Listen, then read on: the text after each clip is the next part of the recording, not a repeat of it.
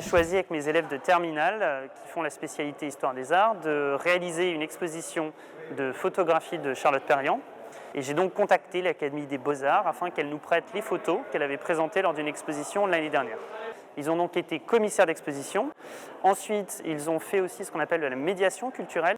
Et enfin, ils ont été aussi communicants. Ils ont fait de la communication culturelle pour justement inviter le public à venir voir cette exposition. Ils ont donc expérimenté 3 des métiers très importants dans le monde de la culture. Et c'était vraiment l'objectif pédagogique de ce projet. Vous savez qu'au lycée Évariste Galois, l'ouverture culturelle est au centre de notre réflexion. Elle est considérée comme un formidable alibi à l'apprentissage, à l'évolution et à l'augmentation du niveau d'ambition de nos élèves, et puis aussi à la réflexion sur nos pratiques professionnelles. Elle dirige une ligne de fuite vers la droite, nous entraînant vers une volonté de cheminement. Elle nous donne presque envie de partir en voyage avec elle. Cette photo, elle s'intitule la tour Choukovskaya. La tour, c'est celle-ci.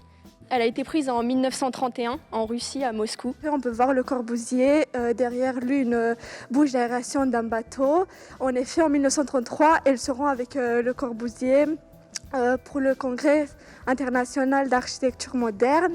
Ces photographies illustrent les différentes cultures et traditions que la photographe a pu rencontrer lors de ses voyages. Charlotte Perriand, c'est une femme qui voyage beaucoup et durant ses différents voyages, elle se prend de passion pour la nature. Mais elle, ce qui l'intéresse principalement, c'est le rapport entre le plein et le vide, qu'elle retrouve notamment dans la montagne, dans les océans et dans les paysages de prairie. Alors ici, Charlotte Perriand prend en photo l'aiguille d'Étretat qui se situe à 150 mètres de la Porte-Aval en Normandie. Elle est d'une hauteur de 40 mètres. Je m'appelle Cyril Bartalois, je suis secrétaire général de l'Académie des Beaux-Arts, qui est une des 5 académies qui composent l'Institut de France. Et mon rôle de secrétaire général est d'organiser la vie de cette académie, de mettre en œuvre les projets, d'organiser les séances et de participer comme aujourd'hui aux événements qui concernent la vie de l'académie.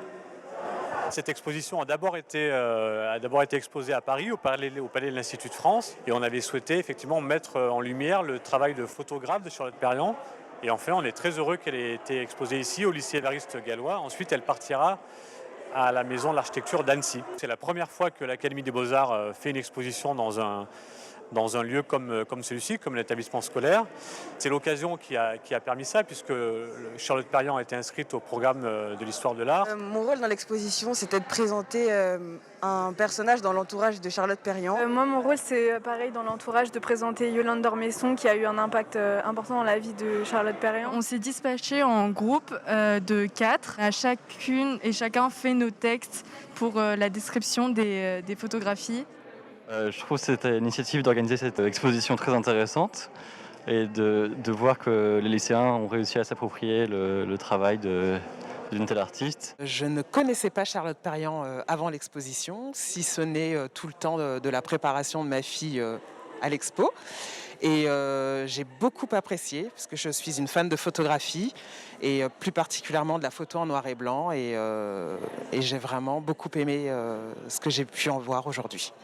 Nous avons convenu avec monsieur le proviseur et défendant d'État de pouvoir prêter cette exposition avant qu'elle ne parte à Annecy.